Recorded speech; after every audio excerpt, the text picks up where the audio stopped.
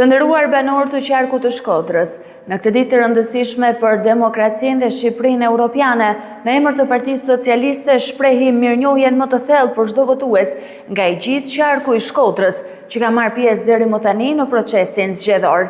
Pjesëmarrja juaj është një dëshmi e lartë qytetarie dhe një përkushtim i sinqert. Procesi ka vijuar qetësisht deri më tani, falëndërgjithësimit dhe përgjegjësisë që kanë treguar banorët e këtij qarku me përgjegjësi të thellë për këtë proces. Ndërkohë që jemi në orët e fundit të votimit, i bëjmë thirrje të gjithë atyre që ende nuk kanë shfrytzuar të drejtën e votës të nisen drejt qendrave të votimit. Ka mbetur ende pak kohë deri në orën 19.